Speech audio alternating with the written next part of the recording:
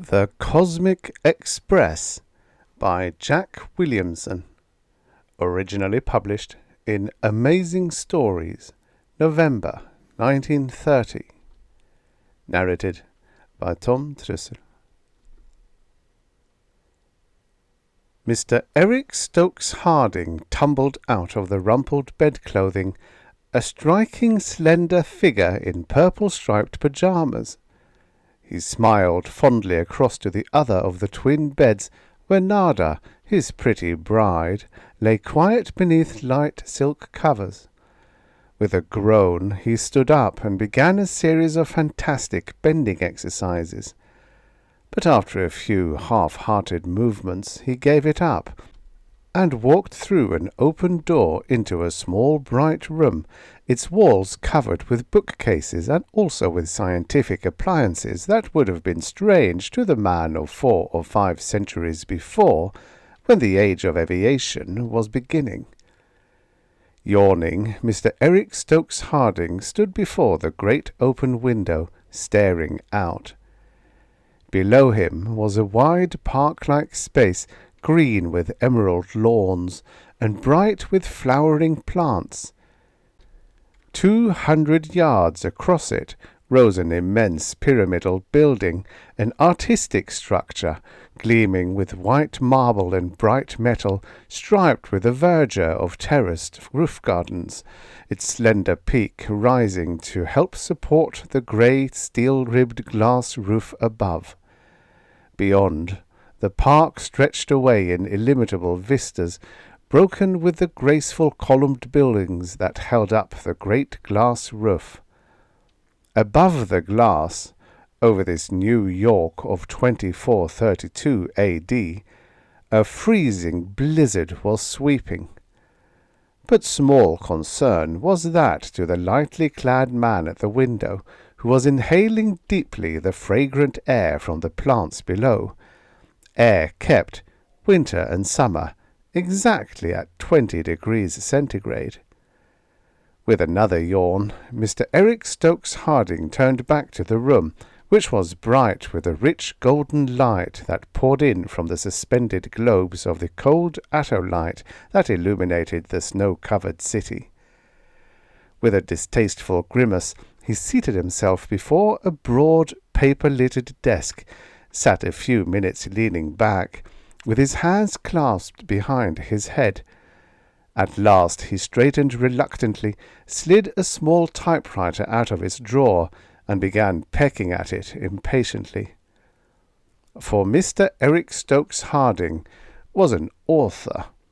There was a whole shelf of his books on the wall, in bright jackets, red and blue and green, that brought a thrill of pleasure to the young novelist's heart when he looked up from his clattering machine.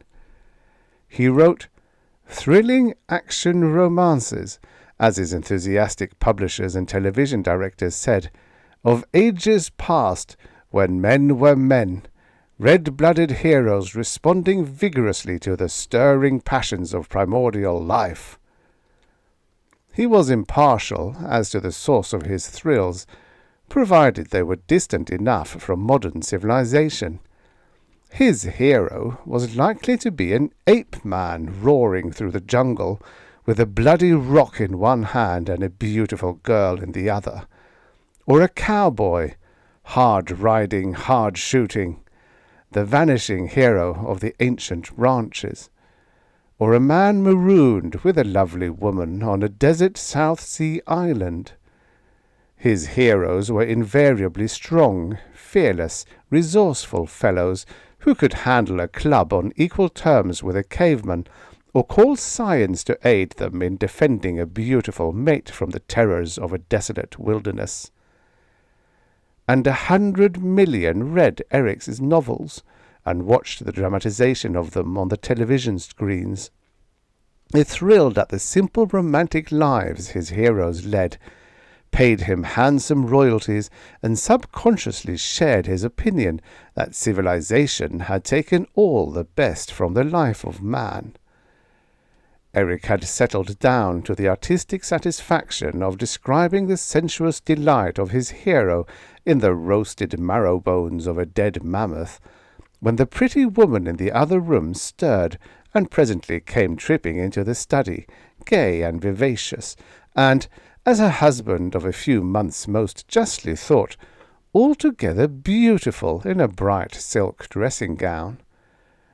Recklessly he slammed the machine back into its place and resolved to forget that his next red-blooded action thriller was due in the publisher's office at the end of the month. He sprang up to kiss his wife, held her embraced for a long happy moment, and then they went hand in hand to the side of the room and punched a series of buttons on a panel. A simple way of ordering breakfast sent up the automatic shaft from the kitchens below. Nada Stokes Harding was also an author. She wrote poems, back to nature stuff, simple lyrics of the sea, of sunsets, of bird songs, of bright flowers and warm winds, of thrilling communion with nature and growing things. Men read her poems and called her a genius, even though the whole world had grown up into a city. The birds were extinct, there were no wild flowers, and no one had time to bother about sunsets. "Eric, darling," she said, "isn't it terrible to be cooped up here in this little flat, away from the things we both love?" "Yes, dear. Civilization has ruined the world. If we could only have lived 1,000 years ago, when life was simple and natural, when men hunted and killed their meat instead of drinking synthetic stuff, when men still had the joys of conflict instead of living under glass like hothouse flowers. If we could only go somewhere. There isn't anywhere to go. I write about the West, Africa, South Sea Islands, but they were all filled up 200 years ago. Pleasure resorts, sanatoriums, cities, factories. If only we lived on Venus. I was listening to a lecture on the television last night.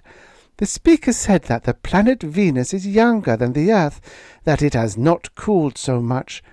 It has a thick, cloudy atmosphere and low, rainy forests. There's simple, elemental life there, like Earth had before civilization ruined it. Yes, Kinsley, with his new infrared ray telescope that penetrates the cloud layers of the planet, proved that Venus rotates in about the same period as Earth, and it must be much like Earth was 1,000,000 years ago. Eric, I wonder if we could go there. It would be so thrilling to begin life like the characters in your stories, to get away from this hateful civilization and live natural lives. Maybe a rocket. The young author's eyes were glowing. He skipped across the floor, seized Nada, kissed her ecstatically. Splendid! Think of hunting in the virgin forest and bringing the game home to you.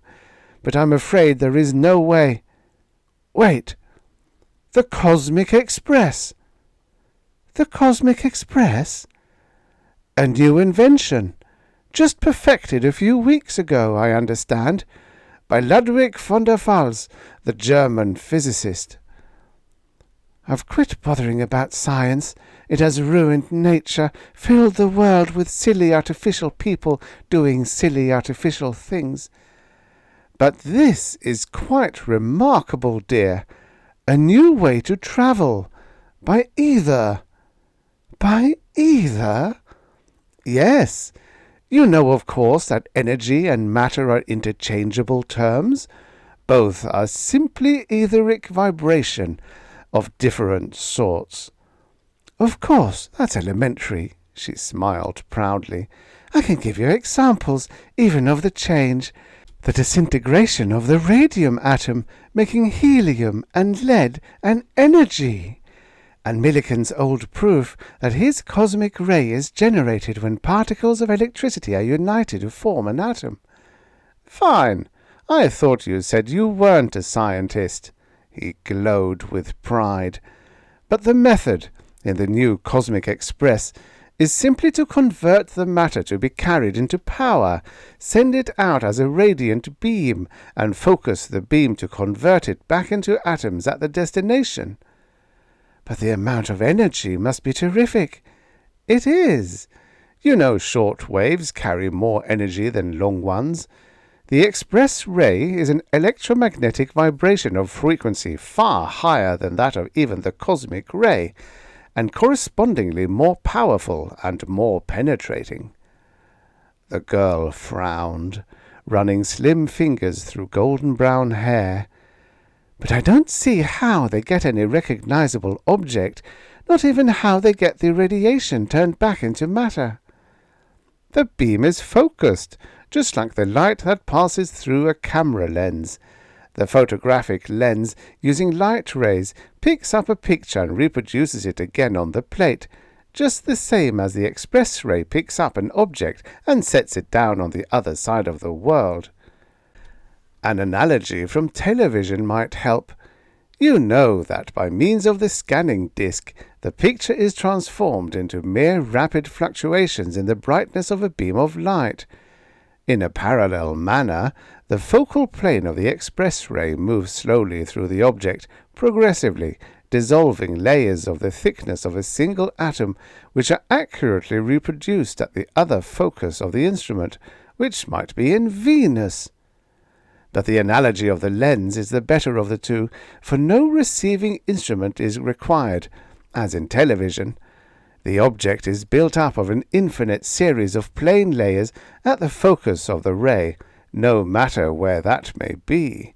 Such a thing would be impossible with radio apparatus, because even with the best beam transmission, all but a tiny fraction of the power is lost, and power is required to rebuild the atoms. Do you understand, dear?" "Not altogether, but I should worry. Here comes breakfast.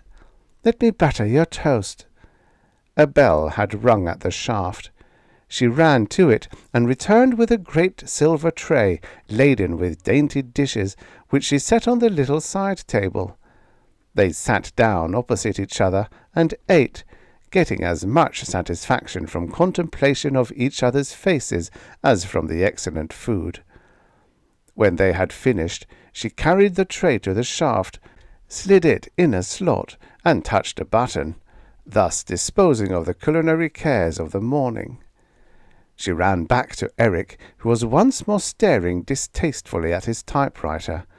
"Oh, darling, I'm thrilled to death about the Cosmic Express. If we could go to Venus, to a new life on a new world, and get away from all this hateful conventional society." "We can go to their office. It's only 5 minutes. The chap that operates the machine for the company is a pal of mine. He's not supposed to take passengers except between the offices they have scattered about the world, but I know his weak point." Eric laughed, fumbled with a hidden spring under his desk. A small polished object, gleaming silvery, slid down into his hand. "Old friendship plus this would make him like spinach." 5 minutes later, Mr. Eric Stokes Harding and his pretty wife were in street clothes, light silk tunics of loose flowing lines, little clothing being required in the artificially warmed city. They entered an elevator and dropped 30 stories to the ground floor of the great building. There they entered a cylindrical car with rows of seats down the sides, not greatly different from an ancient subway car, except that it was airtight and was hurled by magnetic attraction and repulsion through a tube exhausted of air at a speed that would have made an old subway rider gasp with amazement.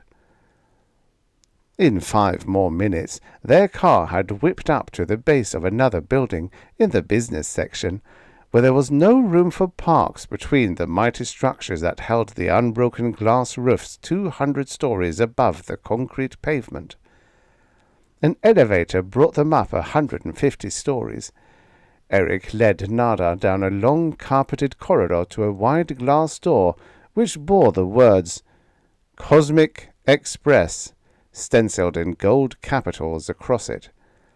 As they approached, a lean man carrying a black bag darted out of an elevator shaft opposite the door, ran across the corridor and entered. They pushed in after him. They were in a little room, cut in two by a high brass grille.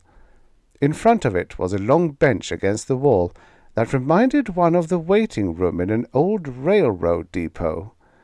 In the grille was a little window with a lazy, brown-eyed youth leaning on the shelf behind it. Beyond him was a great glittering piece of mechanism, half hidden by the brass. A little door gave access to the machine from the space before the grille. The thin man in black, whom Eric now recognized as a prominent French heart specialist, was dancing before the window, waving his bag frantically, raving at the sleepy boy. "Quick! I have to tell you the truth. I have the most urgent necessity to go quickly. A patient I have in Paris that is in the most critical condition." "Hold your horses just a minute, mister. We got a client in the machine now, Russian diplomat from Moscow to Rio de Janeiro. $270.80, please. Your turn next. Remember, this is just an experimental service. Regular installations all over the world in a year. Ready now. Come on in." The youth took the money, pressed a button. The door sprang open in the grille, and the frantic physician leaped through it. "Lie down on the crystal, face up," the young man ordered. "Hands at your sides. Don't breathe. Ready?" He manipulated his dials and switches and pressed another button. "Why, hello, Eric, old man," he cried. "That's the lady you were telling me about." "Congratulations." A bell jangled before him on the panel. "Just a minute. I've got a call." He punched the board again. Little bulbs lit and glowed for a second. The youth turned toward the half-hidden machine, spoke courteously. "All right, madam. Walk out. Hope you found the transit pleasant." "But my Violet, my precious Violet!" A shrill female voice came from the machine. "Sir, what have you done with my darling Violet?" "I'm sure I don't know, madam. You lost it off your hat." "None of your impertinence, sir. I want my dog." "Ah, a dog. Must have jumped off the crystal. You can have him sent on for 300 and—" "Young man, if any harm comes to my Violet, I'll appeal to the Society for the Prevention of Cruelty to Animals." "Very good, madam. We appreciate your patronage." The door flew open again. A very fat woman, puffing angrily, face highly coloured, clothing shimmering with artificial gems, waddled pompously out of the door through which the frantic French doctor had so recently vanished. She rolled heavily across the room and out into the corridor. Shrill words floated back. "I'm going to see my lawyer, my precious Violet." The sallow youth winked. "And now what can I do for you, Eric?" "We want to go to Venus, if that ray of yours can put us there." "To Venus? Impossible. My orders are to use the express merely between the 16 designated stations at New York, San Francisco, Tokyo, London, Paris." "See here, Charlie." With a cautious glance toward the door, Eric held up the silver flask. "For old time's sake, and for this." The boy seemed dazed at sight of the bright flask. Then, with a single swift motion, he snatched it out of Eric's hand and bent to conceal it below his instrument panel. "Sure, old boy, I'll send you to heaven for that, if you'd give me the micrometer readings to set the ray with. But I tell you, this is dangerous. I've got a sort of television attachment for focusing the ray. I can turn that on Venus. I've been amusing myself watching the life there already. Terrible place. Savage. I can pick a place on high land to set you down, but I can't be responsible for what happens afterward. Simple, primitive life is what we're looking for. And now what do I owe you? Oh, that's all right. Between friends, provided that stuff's genuine. Walk in and lie down on the crystal block. Hands at your sides. Don't move. The little door had swung open again, and Eric led Nada through. They stepped into a little cell, completely surrounded with mirrors and vast prisms and lenses and electron tubes. In the centre was a slab of transparent crystal, 8 feet square and 2 inches thick, with an intricate mass of machinery below it. Eric helped Nada to a place on the crystal, lay down at her side. "I think the express ray is focused just at the surface of the crystal from below," he said. "It dissolves our substance to be transmitted by the beam. It would look as if we were melting into the crystal." "Ready?" called the youth. "Think I've got it for you. Sort of a high island in the jungle. Nothing bad in sight now. But, I say, how are you coming back? I haven't got time to watch you." "Go ahead. We aren't coming back." "Gee, what is it? Elopement? I thought you were married already. Or is it business difficulties? The bears did make an awful raid last night, but you better let me set you down in Hong Kong." A bell jangled. "So long," the youth called. Nada and Eric felt themselves enveloped in fire. Sheets of white flame seemed to lap up about them from the crystal block. Suddenly there was a sharp tingling sensation where they touched the polished surface. Then blackness, blankness. The next thing they knew, the fires were gone from about them. They were lying in something extremely soft and fluid, and warm rain was beating in their faces. Eric sat up, found himself in a mud puddle. Beside him was Nada, opening her eyes and struggling up, her bright garments stained with black mud. All about rose a thick jungle, dark and gloomy, and very wet. Palm-like the gigantic trees were, or fern-like, flinging clouds of feathery green foliage high against a sombre sky of unbroken gloom. They stood up, triumphant. "At last," Nada cried, "we're free! Free of that hateful old civilization! We're back to nature!" "Yes, we're on our feet now, not parasites on the machines." "It's wonderful to have a fine, strong man like you to trust in, Eric. You're just like one of the heroes in your books." "You're the perfect companion, Nada. But now we must be practical. We must build a fire, find weapons, set up a shelter of some kind. I guess it will be night pretty soon, and Charlie said something about savage animals he had seen in the television. We'll find a nice dry cave and have a fire in front of the door, and skins of animals to sleep on, and pottery vessels to cook in, and you will find seeds and grown grain. But first we must find a flint bed. We need flint for tools and to strike sparks to make a fire with. We will probably come across a chunk of virgin copper too. It's found native." Presently they set off through the jungle. The mud seemed to be very abundant and of a most sticky consistency. They sank into it, ankle deep at every step, and vast masses of it clung to their feet. A mile they struggled on, without finding where provident nature had left them even a single fragment of quartz, to say nothing of a mass of pure copper. "A darned shame," Eric grumbled, "to come 40 million miles and meet such a reception as this." Nada stopped. "Eric," she said, "I'm tired, and I don't believe there's any rock here anyway. You'll have to use wooden tools sharpened in the fire." "Probably you're right. This soil seemed to be of alluvial origin. Shouldn't be surprised if the native rock is some hundreds of feet underground. Your idea is better. You can make a fire by rubbing sticks together, can't you? It can be done, I'm sure. I've never tried it myself. We need some dry sticks first. They resumed the weary march, with a good fraction of the new planet adhering to their feet. Rain was still falling from the dark heavens in a steady, warm downpour. Dry wood seemed scarce as the proverbial hen's teeth. You didn't bring any matches, dear?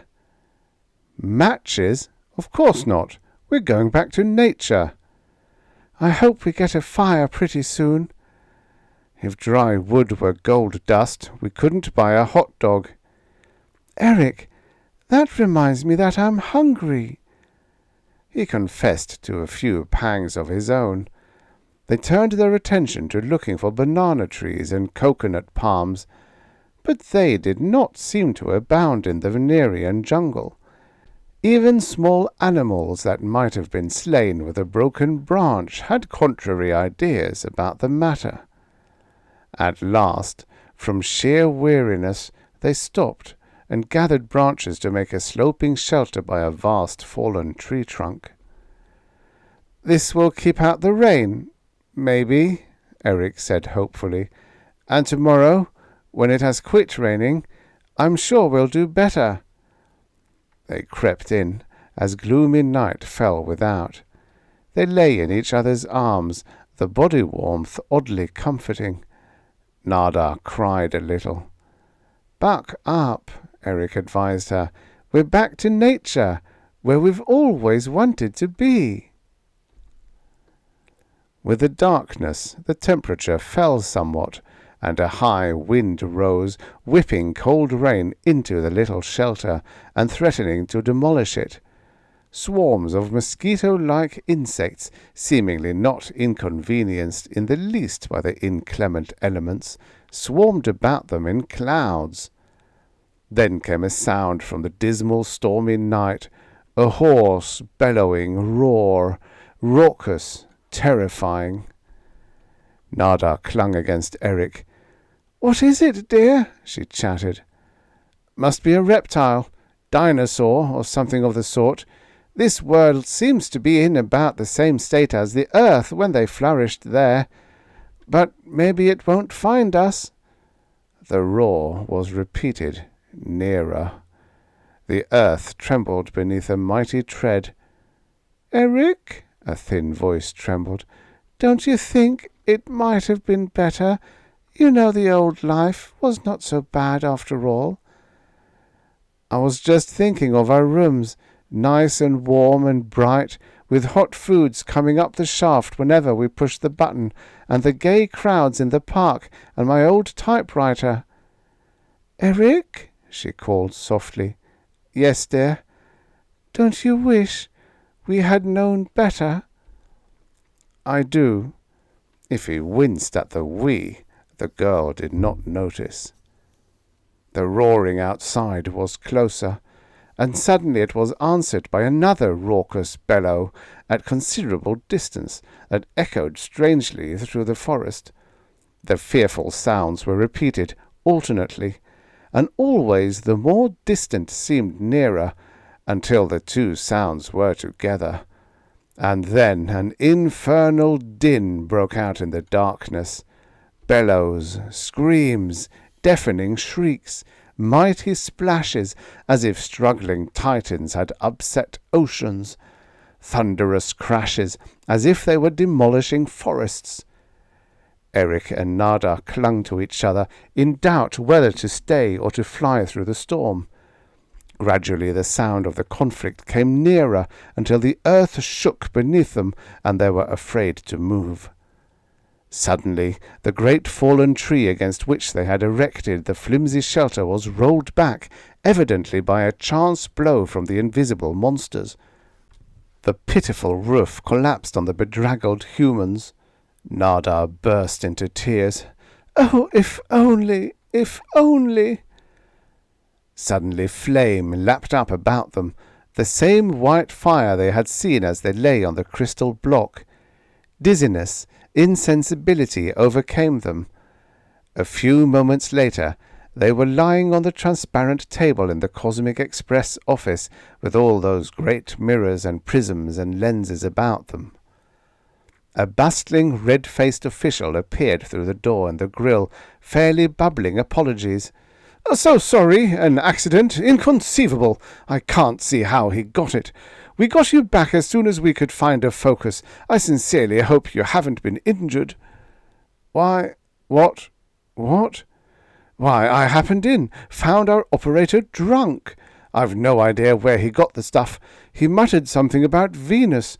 I consulted the auto register and found 2 more passengers registered here than had been recorded at our other stations.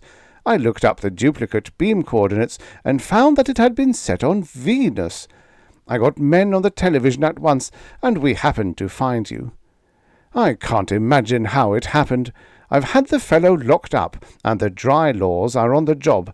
I hope you won't hold us for excessive damages." "No, I ask nothing except that you don't press charges against the boy. I don't want him to suffer for it in any way. My wife and I will be perfectly satisfied to get back to our apartment." "I don't wonder. You look like you've been through I don't know what, but I'll have you there in 5 minutes. My private car." Mr. Eric Stokes Harding, noted author of Primitive Life and Love, ate a hearty meal with his pretty spouse after they had washed off the grime of another planet. He spent the next 12 hours in bed. At the end of the month, he delivered his promised story to his publishers, a thrilling tale of a man marooned on Venus with a beautiful girl. The hero made stone tools, erected a dwelling for himself and his mate, hunted food for her, defended her from the mammoth saurian monsters of the Venerian jungles. The book was a huge success. The end. Subscribe for your daily stories of futures past. Revisit the futures that never happened. Every day.